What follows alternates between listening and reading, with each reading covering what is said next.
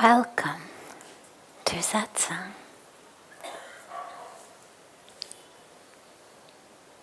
Such a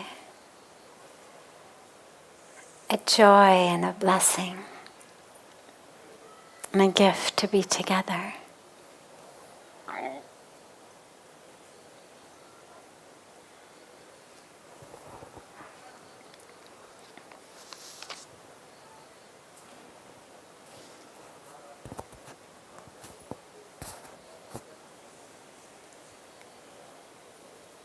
If freedom is simply being able to do what you want, are animals freer than humans? It's a good question. I'll repeat it. If freedom is simply being able to do what you want, are animals freer than humans? Well, that's not what we mean when we talk about moksha. Moksha is liberation. It's freedom. But it's not freedom as in, I don't have to listen to anybody, whatever I want, I can do it. That's not the freedom that we're talking about. If you take the question and you take the idea of being able to do anything you want,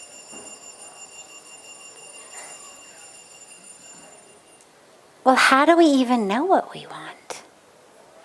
I mean, animals, what makes them do what they do? Instinct. They're not sitting there going, let's see, what do I feel like doing today? They're not sitting there saying, what's a better option, option A or option B? They're going purely by instinct. And that instinct is simply survival. What's the best food to eat? What's the best way to mate so that they can propagate? And what's the best way to protect themselves so they can keep living? It's not about what they want to do. It's about what they are programmed to do. Which is why they all seem to do the same things. It's why, unless it's a pet you've brought into the house who you've really kind of turned into being a smaller human being, unless it's that type of an animal, it's why you also don't see people talk too much about individual animals' personalities.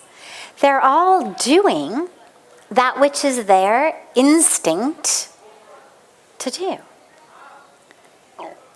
When we talk about moksha, freedom, this is freedom beyond what I want. Maybe the tongue is saying, I want a cheeseburger.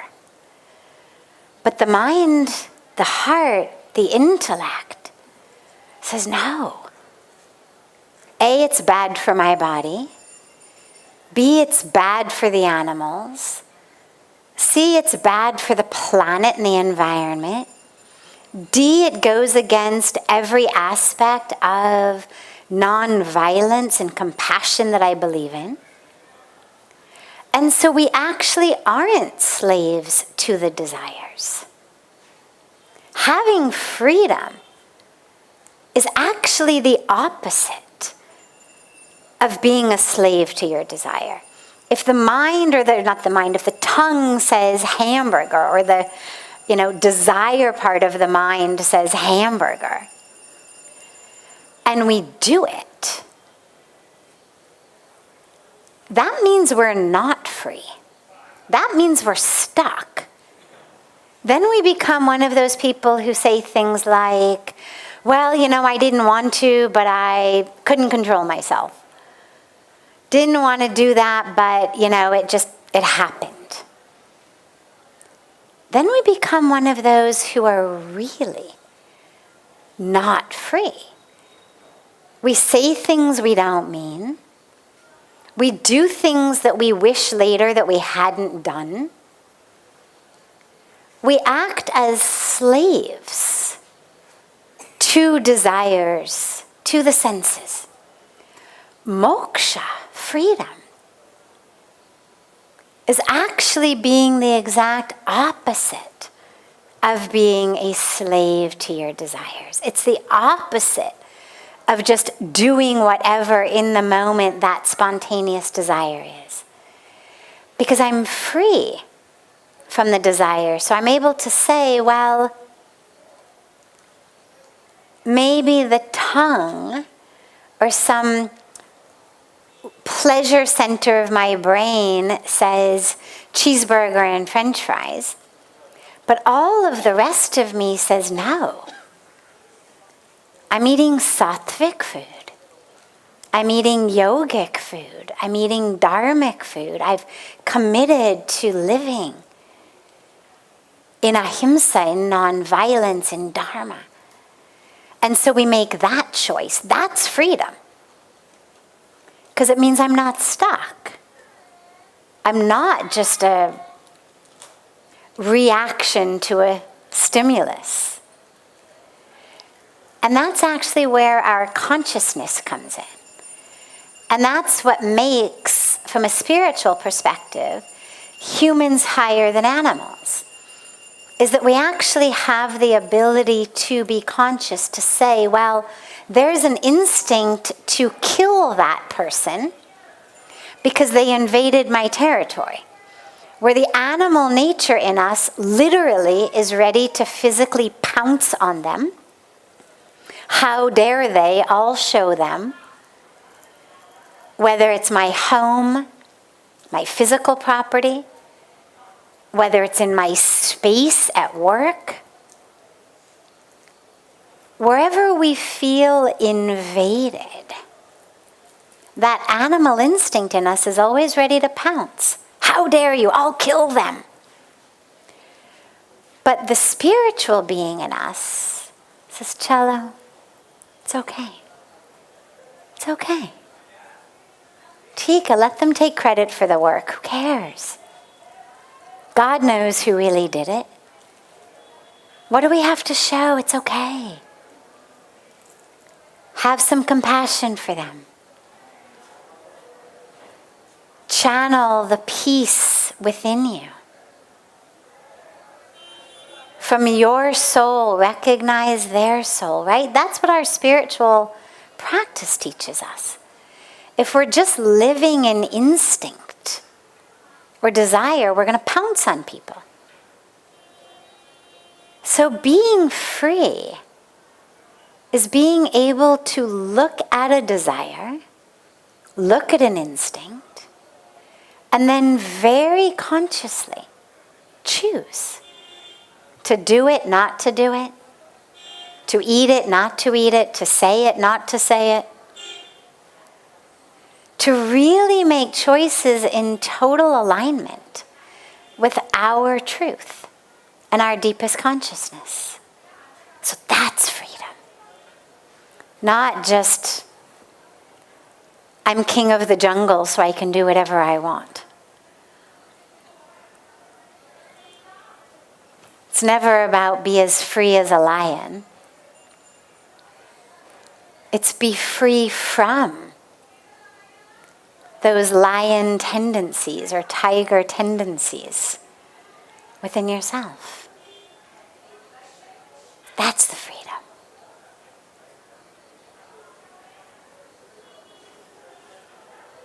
Questions? Any questions that anyone here might have? Yes. नमस्ते। हम life में कोई भी चीज़ करते हैं तो कुछ देर बाद उस चीज़ से बोर हो जाते हैं। तो लाइफ में थॉट्स की स्टेबिलिटी कैसे लाएं? थॉट्स की, इच्छाओं की, डिज़ायर्स की, क्योंकि कोई भी डिज़ायर अपन करते हैं एक टाइम के लिए, वो कुछ टाइम के बाद अपने को मिल जाती है, तो मतलब वो नहीं रहती, स्टेबिलिटी नहीं रहती थॉट्स की भी, डिज़ायर्स की भी। तो क्या सेटिस्फैक्शन पॉइंट कहाँ पे मिलता है?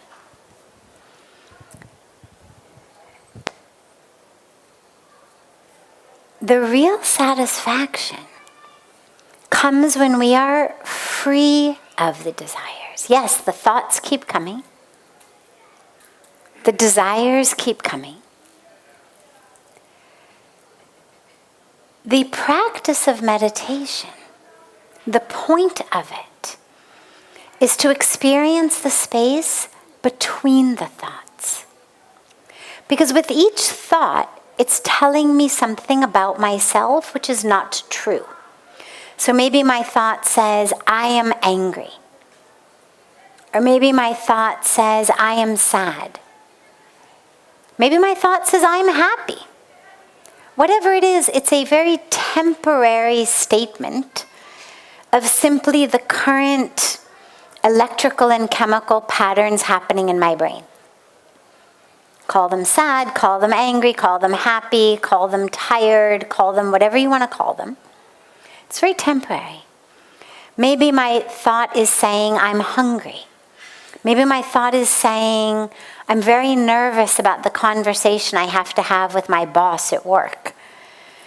Maybe my thought is saying, I'm very upset about the conversation that I had with my boss at work. Whatever that thought is saying, it's putting you in a box. It's telling you who you are, which isn't actually who you are. You're not the anger. You're not the pain. You're not the excitement. You're not the stress. You're not the employee having a conversation with the boss. You are soul. You are spirit. You are consciousness. You are divinity. But in order to really know that, not just because I can train my thought to say that, but to really know that, I have to actually experience a place where there are no thoughts. Because the thoughts are me talking about myself, to myself. There's always a distance. The thoughts are commentating, looking at something, giving a commentary, right? If you listen to your mind, that's all it's doing. It's like those non-stop, really annoying sports commentators, right? Okay, now he's dribbling the ball. Now he's at the 5-yard line. Now he's at the 3-yard line. Is he going to make it? What do you think, Bob? You think he's going to make it? I don't think he's going to make it. He's not that tall of a guy. Not that good. You think, my God, what a headache I have listening to this man, right? But that's actually what happens in our own minds. This constant commentator, constantly telling us what we're doing, what's happening, how good we are at it, what the next step is going to be like. Are we up to the task? Are we not? Who to watch out for? Who's the enemy? Who's better than we are? And it always keeps us an arm's length away from the real self. Because as long as I'm looking at something, describing something, commentating on it, comparing it, judging it, I'm separate from it. And so the only way to actually experience that truth of the self is in the space between the thoughts. And so as we meditate, we develop the ability to become quiet. And as we become quiet, we find space between thoughts. And in that space, experience arises, grace arises. And then we're able to really know. We may not be able to put words on it, but we're able to feel it and to know. And in terms of desire, like the idea is to become free of thought, in the same way the idea is to become free of desire. It's not that satisfaction comes from fulfilling it. So you say, we fulfill one thing, then another comes. Here's the deep truth. The temporary joy that you get when you fulfill a desire has nothing to do with what you've gotten, nothing to do with the actual object of your desire, but it has everything to do with temporarily being free of desire. So if I'm desiring a glass of water, and all my mind is thinking is, oh my God, I need water so badly. I want water so badly. I want water so badly. So I finally get the water. And now, as I drink the water, the joy that I get is not so much from the water itself, although water is wonderful, but actually the real joy that I get is that in that moment that I'm drinking, I'm no longer desiring water. I've become free for that moment of my desire. And that freedom from the desire is actually what brings us the joy. And that's why we keep running after fulfilling desires, because each one, as we fulfill it temporarily, we feel, yes. But then very, very quickly, as you say, that is no longer there. Because now we're desiring something else. And this is why the only way to have that permanent experience, that permanent joy, is to teach ourselves to become free of desire. Not by pushing it away, not by denial or repression, but simply by filling ourselves with something that is more joyful, more pleasing than any object of our desire. Whatever we desire, money, houses, cars, pizza, ice cream, enjoyment, sensual pleasures. What we find in our spiritual practice is a sense of joy inside. An experience inside that is so pleasing that it's more pleasurable than getting any of those things.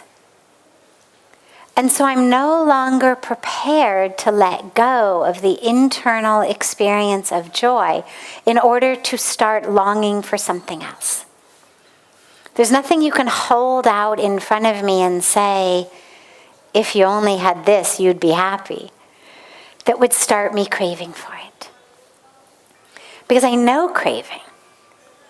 And I know that craving pulls you off center. And I know that while I'm craving, I'm no longer experiencing joy. And so in order for me to start wanting to get what you're trying to convince me is going to bring me joy, what I know is, I don't want to start craving. Because in the moment, I'm filled with such joy. Why would I want to leave that behind for what I know is going to be misery? Because craving is misery. Craving is this constant sense of, I don't have what I need. I don't have what I want. I'm empty. I need something. Why would I want to throw away what I have, which is so full, for absolutely sure misery, with the idea that at the end of that misery I might find something to bring me joy, when I actually have joy right now? It's like that great story of the fisherman in the village who's sitting under a tree in the afternoon. He's taking a nap. And a man comes up and plops down next to him and says, "Hi, I'm visiting here in this sweet little fishing village on the ocean. What do you do?" The fisherman says, "I'm a fisherman." And the man is very well dressed, and you can tell he's kind of a businessman. And he says to the fisherman, well, if you're a fisherman, why are you napping under a tree?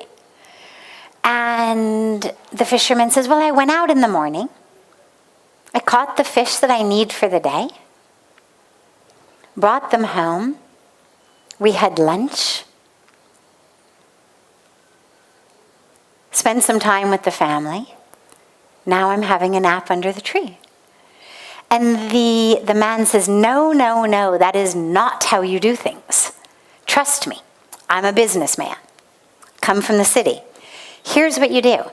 You do not stop fishing at lunch. You keep fishing all day. You bring in way more than you need. Then you sell the rest of them, and you get the money. And the fisherman says, okay, then what? And the man says, well, then with that money, you buy more fishing boats. And with those more fishing boats, you can have more boats go out at once. They catch more fish. Then you get more money. And the man says, okay, then what? He says, well, with that money, then you can hire a whole team of people to take these fishing boats out. And the man says, okay, and then? And the man says, that is the best part. See, once you've got all these boats and you've hired all of these great people to run your stuff, then you don't have to worry. Then you just, if you like, you go out for a little while in the morning, you have a beautiful lunch with your family, you can nap under a tree in the afternoon and enjoy your life. And the fisherman says, but wait, that's what I'm doing now. And you realize the whole chakkar jisme hum parte hain, to get what we're really looking for, which is happiness. But how we go in this circle thinking, first I've got to get the money, then I have to get big, then I get this, then I get that, then I get this, then eventually I will be able to spend time with my family, nap under a tree in the afternoon, and have a meaningful life.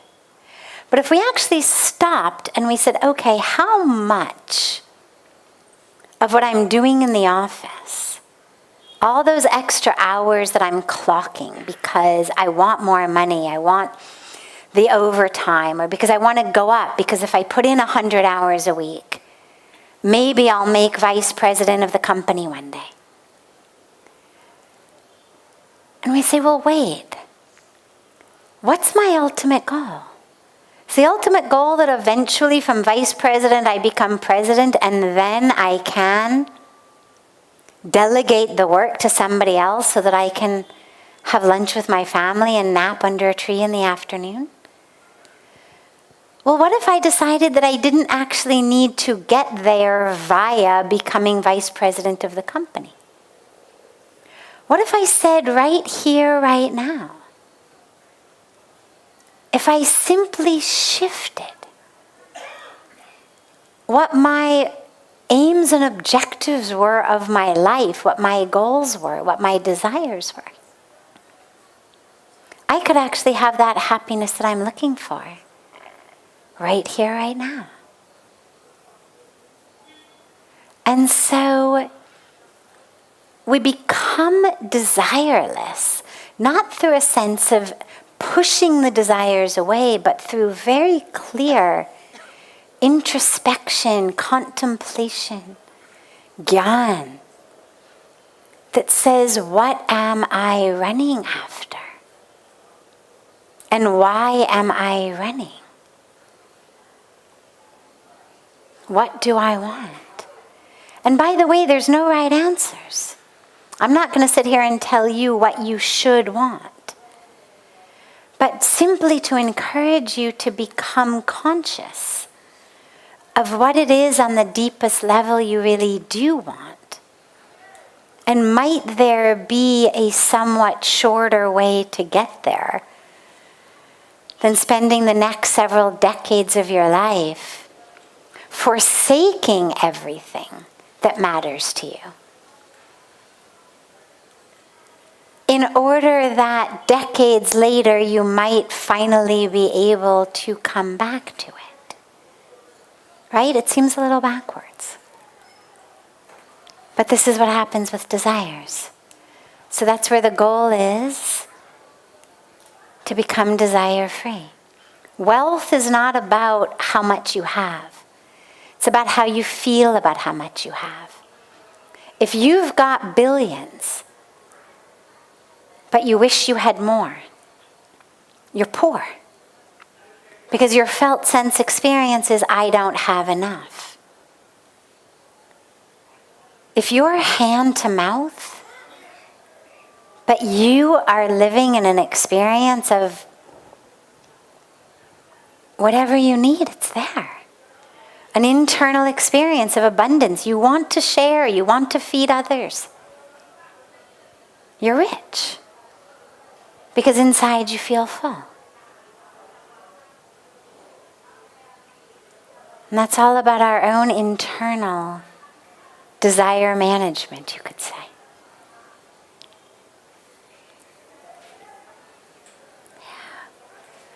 Other questions? Yes.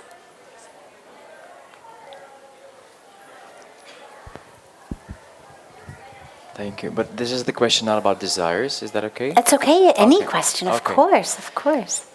So my question is about making choices, because people usually say that you make a choice from your heart, like what it's, how do you react, how do your heart responds to that, to this or that option, or to this or that person, and what if your heart opens to all of these options, and how to choose to make a right choice, and to be confident in that, and not to feel sorry about the made choice.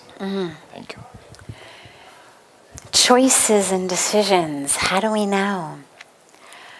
Well, it's important to realize that there isn't always, or even frequently, one right decision. We make decisions in our lives as though there's one right answer and everything else is wrong. And so there's a lot of tension and stress. My God, what if I make the wrong decision? Well, what do you mean by wrong? Wrong by whose standards? There isn't any wrong decision that's made consciously. And you've spoken about opening your heart, really being present with them. So we're not talking about an instinctive, for example, you could say, if someone insults me, and without thinking, unconsciously, I insult them back, or I slap them, or I slam a door in their face, you could say, that wasn't such a good decision. But it wasn't a decision that I made with an open heart. It was a decision that I made with a very closed heart, a closed mind even, a pure animal instinct impulse in me that led me to that decision, wrong decision. The first thing with decisions is we always have to be conscious, anchored, grounded, with our heart open. But you say, well, okay, so what if we are anchored, grounded, heart is open? And they all seem like good decisions. Well, there may not be a wrong decision. You may have a beautiful situation in which you've got 4 or 5 beautiful options. And they're going to take you 4 or 5 different places. But nothing's going to be wrong. It's all about what you do with whatever decision you've made. The question is not so much the decision itself, but how am I going to be after I make that decision? And if you're going to simply sit there and repent and feel horrible because you wished you'd made a different decision, then you can turn even a good decision into a bad one because you've paralyzed yourself. You've got 4 different doors and walls to walk through. You choose a door, you walk through it. But if upon walking through it you decide, oh, I wish I hadn't, and you just sit down and cry, well, you're never going to be able to experience what would it be like if you actually walk down the path that that door opened to. Because you're just standing in the doorway screaming. So, with your open heart, make the decision that is the most in alignment with your values, your ethics, the decision that is most in alignment with however you understand your dharma here on earth, the decision that's most in alignment with a ripple impact of good in the world. And if they all have that, then just close your eyes and choose one. But once you choose it, walk it fully. Because you don't want to be just one of those people standing in a doorway forever. So once you've made that decision, stick with it. Walk through. See what this path has to offer. Your open heart made you choose that. So now walk through it. And who knows, other doors will open from that path.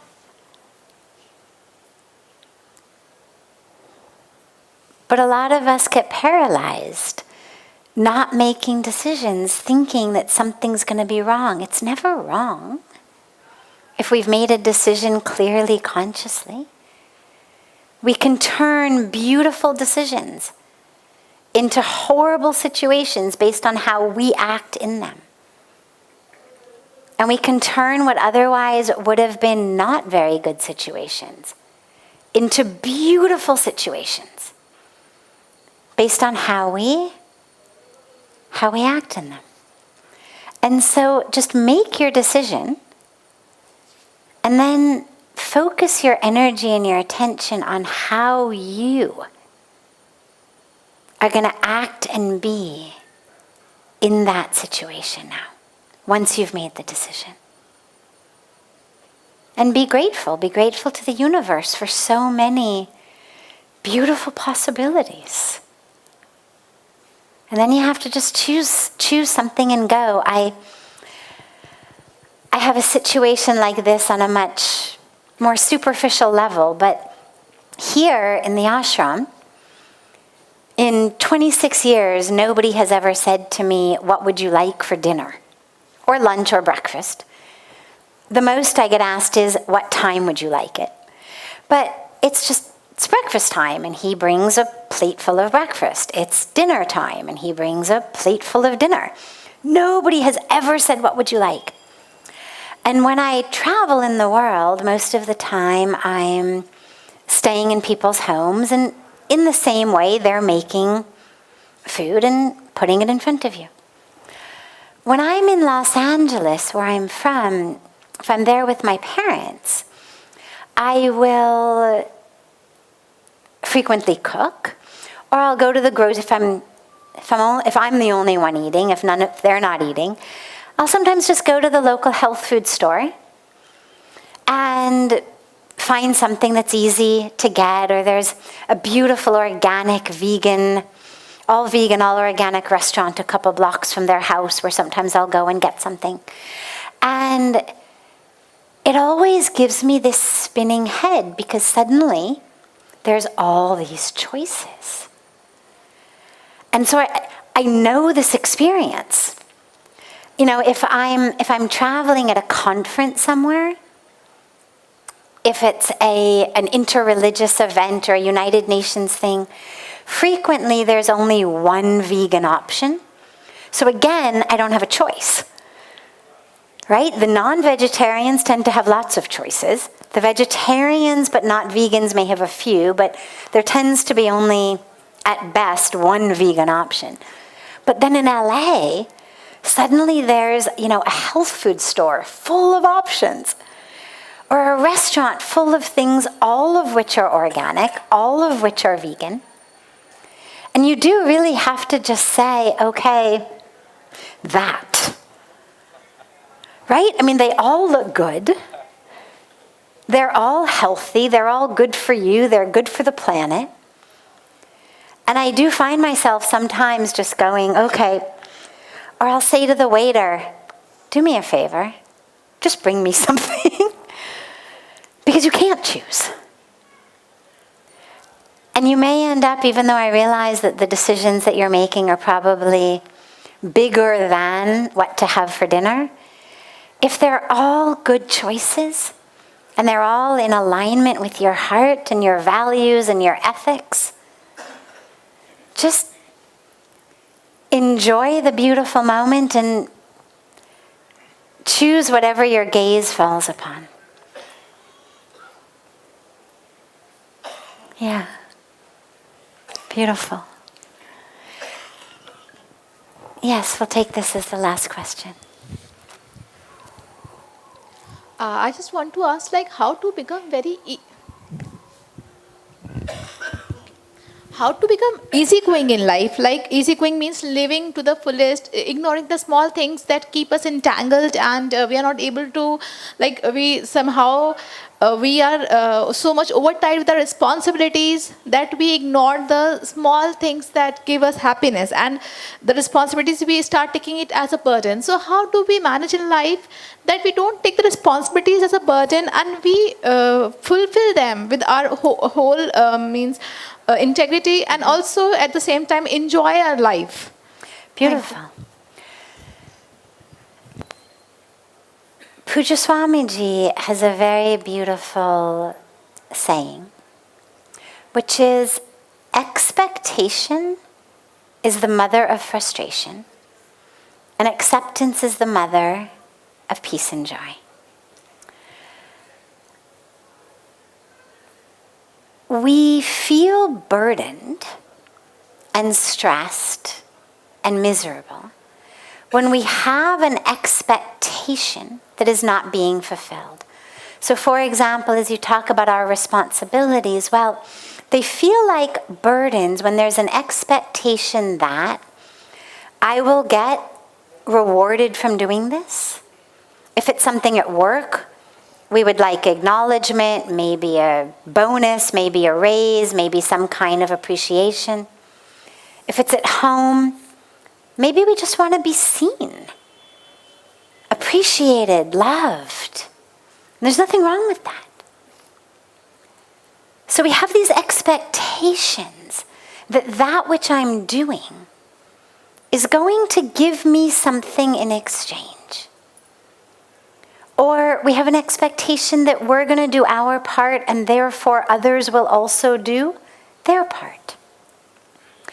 And when any of these expectations is not fulfilled, suddenly that work becomes a major burden and source of frustration. Because what I wanted from this, I am not getting. Now, in a workplace, you certainly have a right to be acknowledged for work that you do, assuming that you're doing it just to be able to put bread on your table, right? I mean, if they're having you do things, there should be an acknowledgement of what you do. There should be some sense of reciprocation for the work that you put in, whether as a bonus or a raise or as some promotion or whatever it may be. But the real dilemma comes in our personal life. Because unfortunately, there's no guarantees in life that just because I've made a beautiful dinner, they're going to eat it with love and appreciate me. Or just because I have done this for my loved ones, that they are then going to treat me with respect and care and love. But we keep expecting and we keep expecting. And when we don't get it, we are frustrated and it feels like a burden. And that's where you have to shift from expecting the reward to come from those people to realizing that the reward comes within yourself. Channel your inner Shabri. That you're sweeping, you're cooking, because God is coming. Those who are walking on your swept floor before God arrives, doesn't matter. They appreciate it, they don't appreciate it, doesn't matter. Those who are eating your food before God arrives, they appreciate it, great. They don't appreciate it, no problem. Because you're doing it for God. And so you have to just shift your internal focus of who am I doing this for? And shift it from those who are not responding how you would like, to realizing, okay, fine, I'm doing this for God. God has put me on this earth, in this form, with this dharma, with these responsibilities, because God is perfect. And therefore, if God wants me to sweep this floor, it means because God is going to come and walk on it. And so just channel that inner Shabri. Baki log jo kehte hai kehne do. Appreciate you, wonderful. Don't appreciate you, no problem. But you do those responsibilities because you're doing them for God.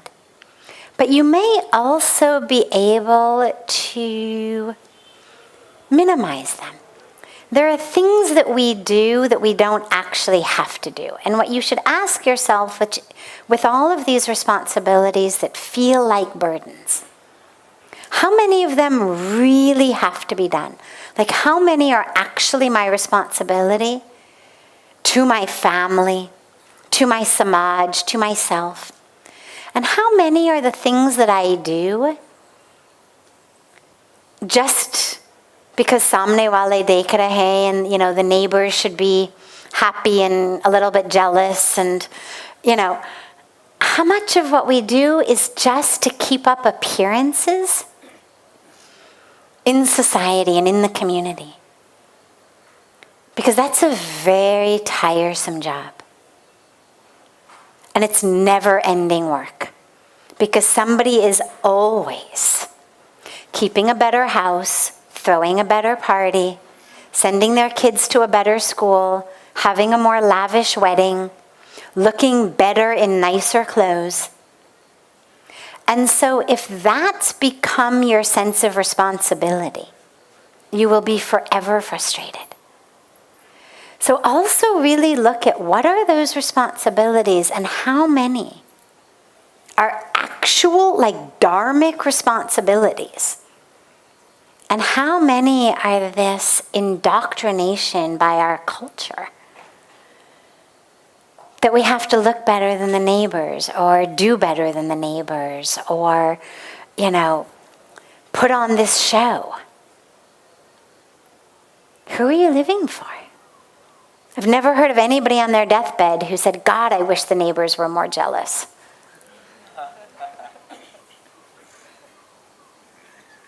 Who cares? Really figure out, what are my priorities? Who are those to whom I really am responsible? And then do those with love. You're serving God through your family members. But the rest, figure out really what needs to be done. And even within the family. One of the things that I always say is when we talk about serving our loved ones, that means serving their soul. It doesn't mean serving their ego.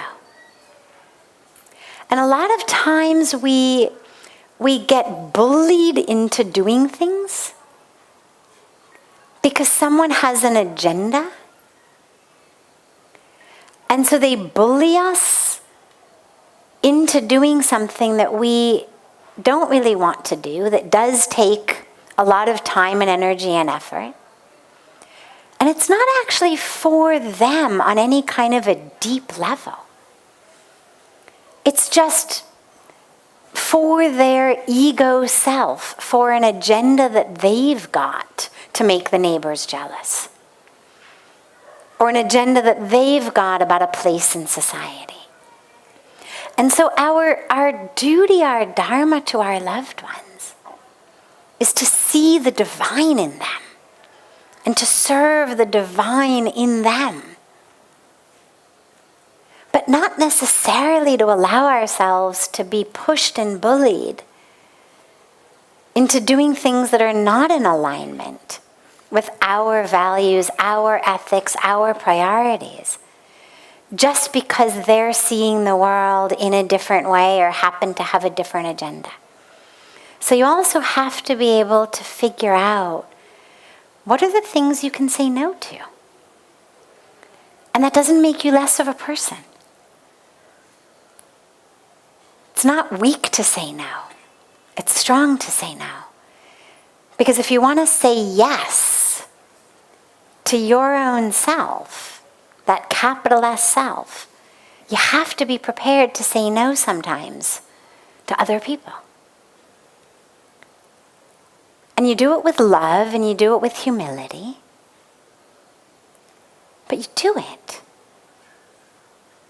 because you've got something else you need to say yes to. So also look at those when you're looking at what really are my responsibilities. What really is my dharma here, my duty here, to others and to myself. And you're going to find that the more you let go of the expectations, that you become very easygoing. Those expectations are what keep us really stuck. When you let go of them, you realize what I'm doing, that's my karmic journey. How someone else responds to it is their karmic journey. I do it with love, with duty, with care. That's my karmic journey. They respond with love, or they respond by ignoring me or insulting me. Either way, that's their karmic package. It's not mine. So just stay true to yours. And realize anyway you're doing it for God. Just keep channeling Shabari. Beautiful. Have a beautiful, beautiful rest of your evenings, everyone. A beautiful day to our family joining us from all over the world. And so much love to you all.